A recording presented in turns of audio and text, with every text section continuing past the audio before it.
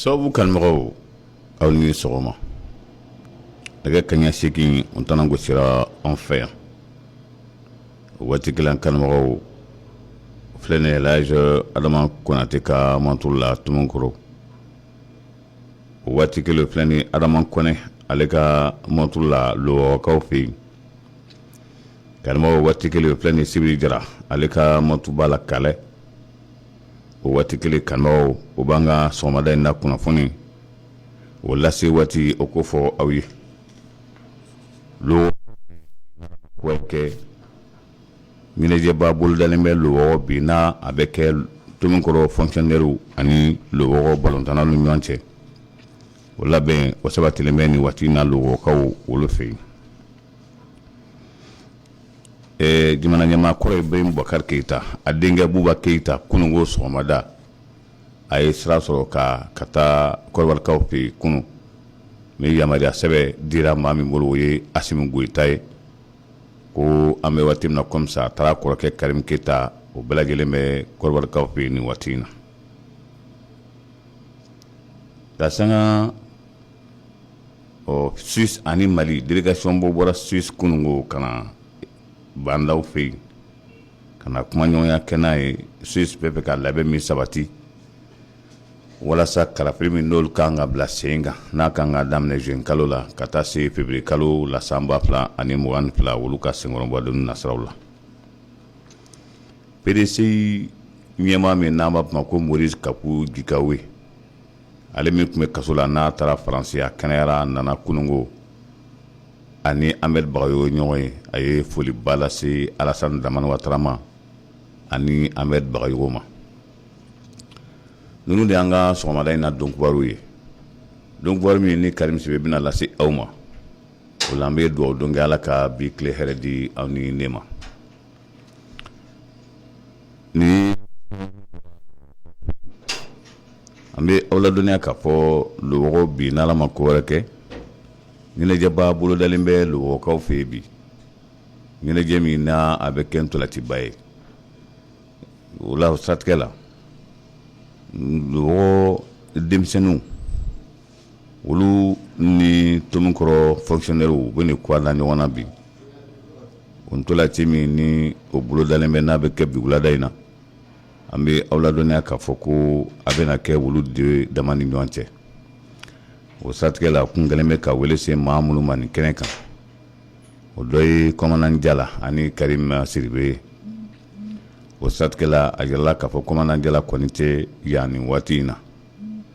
nka a y'a wajibiya k'a fɔ a kɔni bɛna bɔ n'Ala sɔnna ma ale tɔgɔ la bi ni Gekunda Lowɔgɔkaw fɛ yen kan a tilara ka a ɲini u fɛ ntolanci ye fɛn ye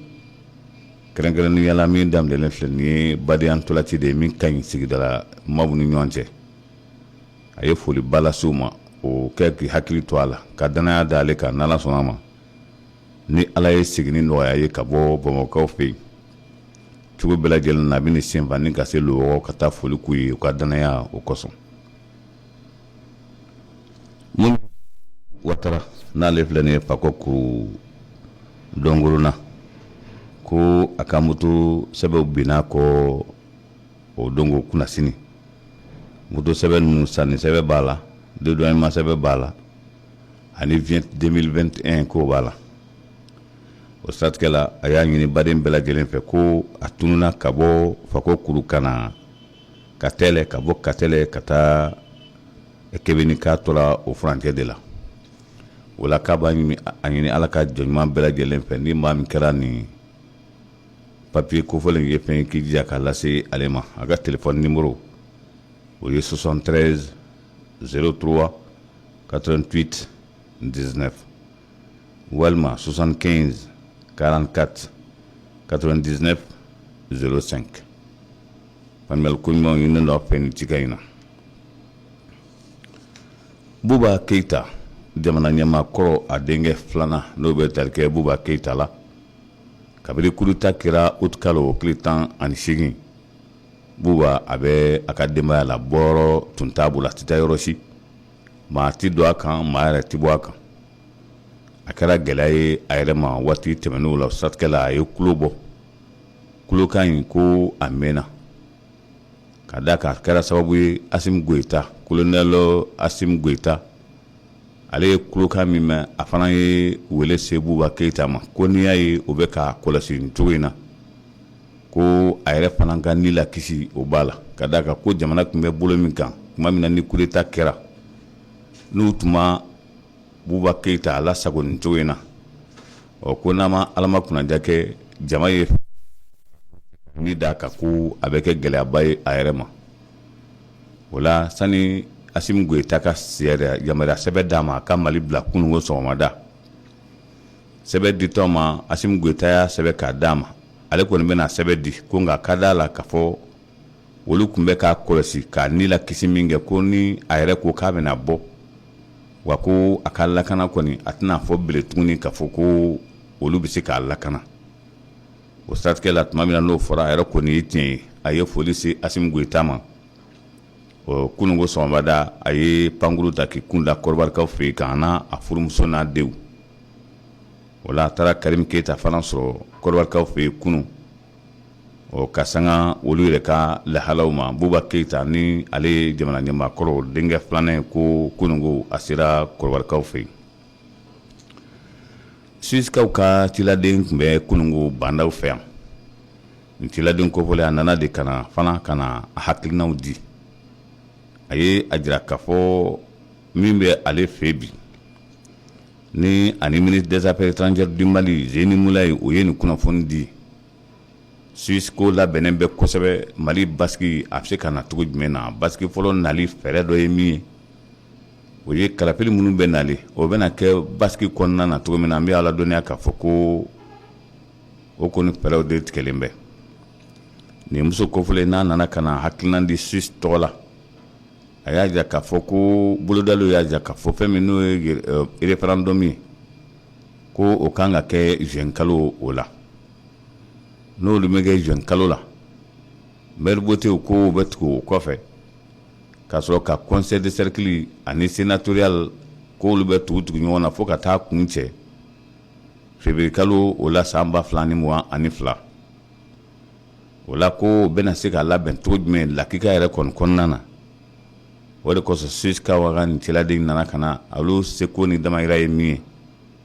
a yirala k'a fɔ ko musaka min kan ka don a la olu yɛrɛ kɔni laban bɛ nin bolo dɔw yɛrɛ kunna ka da kan ko musaka min bɛna don a kalafili kurukara bɛɛ lajɛlen na k'a daminɛ référendum na ka taa maire kalafili la ko a bɛ jɔ miliyari 90 a n'a kunkan fɛn na o la ko ale nana ka na hakilina jira ɲɔgɔn na fɛɛrɛ min bɛ kɛ ni o ko bɛna bila sen kan ka da kan ko kalafili ma nɔgɔ k'a fɛɛrɛw boloda kabiri sisan k'o de kɔni ka fisa accord d'Alger colonel Sadio Kamara ale ye lajɛrɛ kɛ ka minnu ye tɛgɛ nɔ bila kɛ gafe in na kabiri san 2015 a bɛ lihala jumɛn na bi o de kosɔn u ye lajɛrɛba kɛ tile fila in na lajɛrɛ min n'a bɛna taa kuncɛ Kidal a bolodara a bɛ tile dama bɔ k'a fɔ jɛkulu dɔ kun kan ka taa Kidal ka taa lajɛrɛ kɛ hali n'a sɔrɔ jɛkulu fɔlɔ taara ko nka sigi ka fɔ min kan ka kɛ Kidal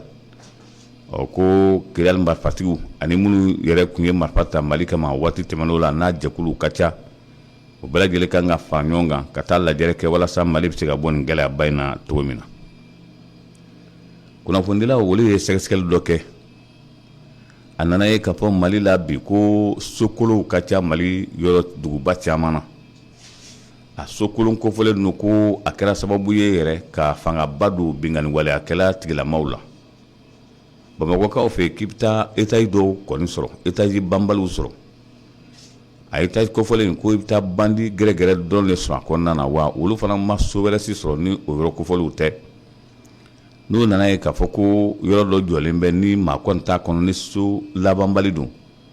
ko maa bɛ taa don o kɔnɔ k'u si yɔrɔ ye wa o bɛ tiɲɛli kɛ o ɲɔgɔn sɔrɔ yɔrɔ kuma u b'o kuma dɔn nin so kofɔlen ninnu kɔnɔna na wala ko a jirala k'a fɔ so minnu jɔlen don ni tigi t'a la walima ni maa t'a kɔnɔ n'a mɛnna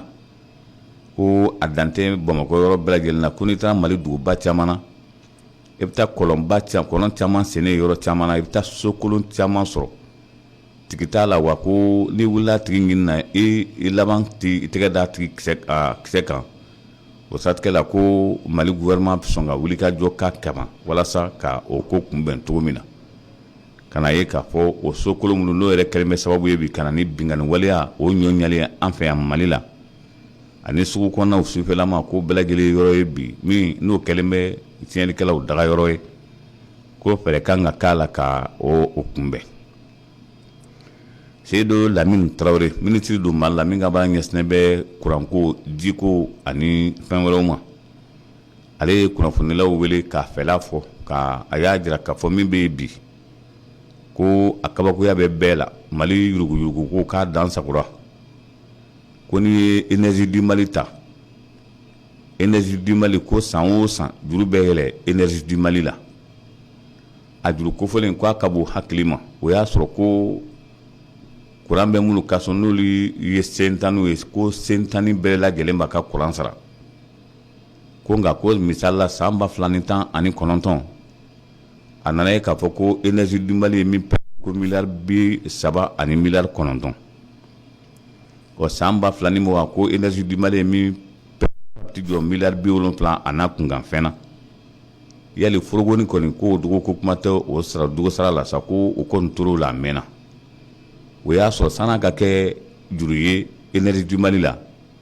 ko énergie du Mali kan ka jɔ a yɛrɛ la ka tila ka fɛn wɛrɛ ɲa Mali la min tɛ nin si ye o siratigɛ la a ye min fɔ ko yɔrɔba caman bɛ yen opérateur économique caman bɛ yen usine ba caman bɛ Mali la bi olu tɛ courant sarala saracogo la maaw bɛ Mali la k'olu yɛrɛ tɛ courant yɛrɛ sara fiyewu wa ko dabila kuma de sera ale ye maakuraw ta k'o bila ɲɛmaya la o maakura ninnu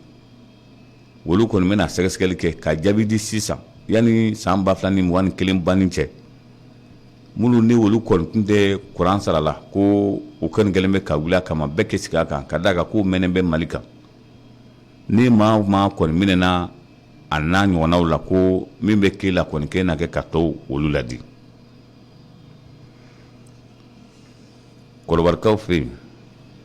an b'a ladɔnniya k'a fɔ Moïse Kaku Jigawe ale min ni ale tun bɛ kaso la a tora kaso la farigan y'a minɛ o y'a bila ka taa Faransi furakɛli nasiraw la ale nana tile 2 in na nalen na kunungo Ahmed Bagayogo a yɛrɛ y'a laɲini ko a ka di ale ye ani Ahmed Bagayogo ka kasi ka kuma tiɲɛ na ko ale bɛ min fɔ Ahmed Bagayogo ɲɛna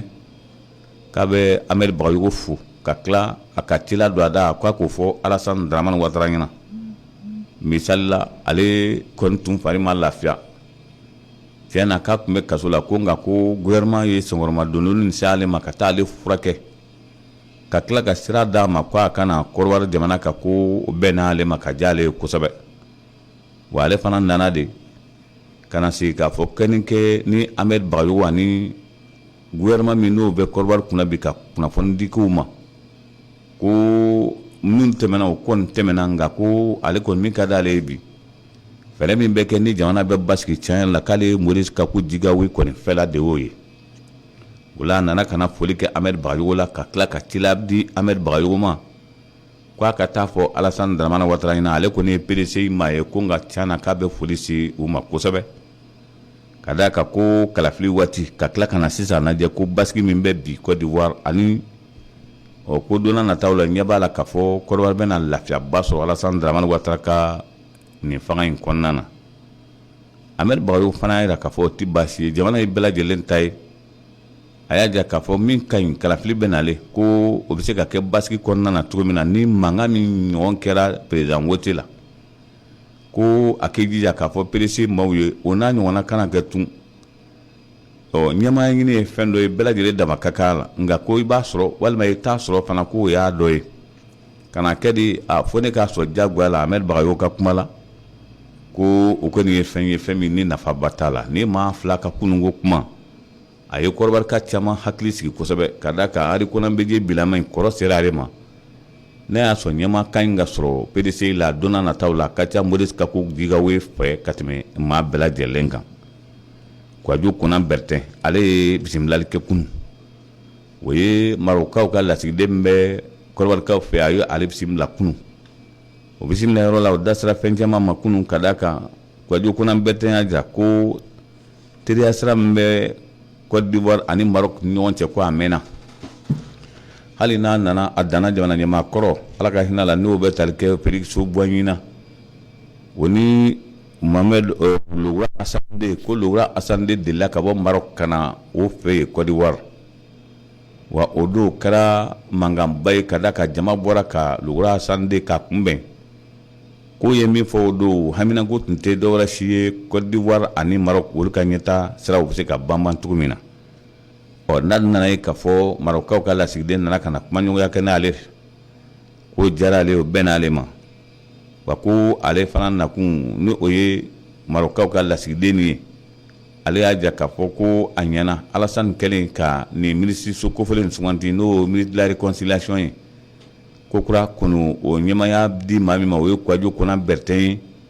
ko a nana foli kɛ Kwaju Konan Bertin na Marocaw ka lasigiden kofɔlen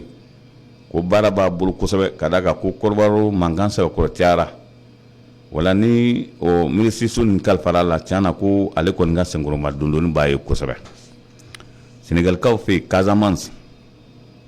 o ye yɔrɔ ye muritikɛla tigilama bɛ yɔrɔ min na kosɛbɛ Ziguinchor kɛrɛnkɛrɛnnenya la ale fana Sénégal yɔrɔ min n'o ni Laginɛ Bisawo man jan ɲɔgɔn na u dorogelen bɛ ɲɔgɔn na kosɛbɛ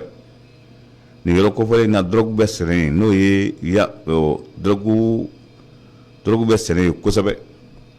o kɛra sababu ye nin yɔrɔ nin bila man di ka da kan maa minnu bɛ balo drogue la ko olu bɛ a kungo kɔnɔna de la n'i ko ko olu kɔni ka bɔ yen ko k'a fɔ u bɛ bɔ o da jolima tɛ k'o ti kɛ marifa b'u bolo nafolo b'u bolo wa u labɛnnen don nin yɔrɔ kofɔlen na Sénégal fana dun ni da la ko o ye bɔnbu jigi min kɛ nin rebelle kofɔlen nin kan ko o foro bɛɛ lajɛlen jɛnna kɛrɛnkɛrɛnnenya la sɔngɔforo minnu tun bɛ a kɛrɛfɛ an b'a ladɔnya k'a fɔ siratigɛ la fɛn min n'o ye Adama Sani n'ale ye Laginɛ Bisawo ka ye ko ale ka sɔmɔforo na pewu o y'a sɔrɔ ale tun kɛlen bɛ k'a ka sɔmɔforo dafɛma bɔ pewu tasuma t'a sɔrɔ cogo min na ko a tun kɛlen bɛ k'o fɛɛrɛw tigɛ ko nka Sénégal ka bombardement min kɛra o dongo k'o kɛra sababu ye ka ale ka sɔmɔforo kɔni bɛɛ lajɛlen jeni ale t'a dɔn bilen a bɛna min fɔ nin ko in na Ousmane Sonko ni ale ye ngana daba min bɛ Sénégal bibi na ale kɔni ni Macky Sall ka maaw bɛ ɲɔgɔn na kosɛbɛ ko tuma min na n'a taara ka taa yɛrɛ masasi so dɔ la Dakarikaw fɛ yen musomanin dɔ bɛ yen ko a nana ɲɛbɔ o fɛ fo ka kungo f'o ye ka na laban yɛrɛ ka nege kɛlɛ yɛrɛ la o nɔfɛ ka d'a kan ko a ko ma tɛmɛ ka ɲɛ u ni ɲɔgɔn cɛ o muso kofɔlen a fɔra fɔ cogo min na ale fana de taara plainte déposer o plainte déposer yɔrɔ in an b'a ladɔnniya k'a fɔ ko o kɛra sababu ye ni u ye Ousmane Sonko wele gendarmerie min bɛ Dakarikaw fɛ yen o y'a wele ko u b'a ɲininka a darakanw la a n'a dun ma ɲa fana k'a fɔ député don ko député ka dialogue ti kana i tɛ se ka taa ka wele lamɛn o cogo la Ousmane Sonko fana ma taa a laban kɛra min ye Sénégal député bulon tigilamaw o ye lajɛrɛ kɛ ko ka député wele lajɛrɛ la sini alamisa o lajɛrɛ ko a ka ca Ala fɛ ni jama fanba bɛnna kan ko ka Ousmane Sonko ka a ka jala bɔ a kana fɔlɔ o n'a fɔ cogo ni jama dun ma bɛn o kan ko o kan k'a fɔ k'a bɛna taa de ka taa gendarmew ka wele lamɛn ka jala to a kana sariya fana ma sɔn o ma o dun yɛrɛ fana ko député bulon kɔnɔna in sani ka a ko ban ka taa Ousmane Sonko bila kiiritigɛbolo tigilamɔgɔw ka bolo kan k'a ma nɔgɔn fiyewu Ousmane Sonko a ka so bilama o kolilen don surasiw la maa ti don maa tɛ bɔ Ousmane Sonko bilama an bɛ ala dɔnniya k'a fɔ ko a kɔni korenen bɛ nin cogo in na nin yɔrɔ kofɔlen in na Faransikaw fɛ an b'a ladɔnniya k'a fɔ Faransi yɛrɛ dara la bi k'a fɔ k'a ko man di beletun kɛrɛnkɛrɛnnenya la farafinna kilebin yanfanbolo jamanaw ye a kɛra sababu ye sénatorial Francis Sénat o ye ministre fila wele kunungo Jean-Yves Le Drian ani Florence Parly ko o kana a ɲɛfɔ ka d'a kan ko kuma cayalen bɛ tiɲɛ yɛrɛ dun fana na ko France Force Barkhane o fɔlɔ nana kana laban G5 Sahel ma ani force Serval min tun nana kana lakana kɛ Mali la ko kabini 2013 n'u bi yan kɛlɛ in tɛ ka ban kunnafoni jɔnjɔn si tɛ ka di taabolo jɔnjɔn la o de kosɔn ko Sénat ma y'u wele k'u ɲininka o darakanw la o kɔni ye fɛla fɔ Jean-Yves Le Drian y'a ja k'a fɔ ko a bɛ se ka kɛ yɛlɛma bɛ se ka don baara taabolo la ko n'o tɛ ko k'a fɔ Faransi bɛ se ka G5 Sahel kɛrɛnkɛrɛnnenya la Mali bila nin cogo in na k'a bɛ gɛlɛya kosɛbɛ olu kɔni fɛla ye min ye ni kɛlɛ bɛ nin cogo in na kɛlɛ bɛ ka nɔgɔya dɔɔni dɔɔni o la ko o bɛna taabolo wɛrɛ di G5 Sahel ma o taabolo in lajɛrɛ de bɛna kɛ Tchadikaw fɛ yen kalo ni tile 16 ka taa tile 17 la N'Djamena walasa ka hakili jagabɔ kɛlɛ yɛrɛ kɔfɛ yali gɛlɛya ni gɛlɛya jumɛn de bɛ politiki nasiraw la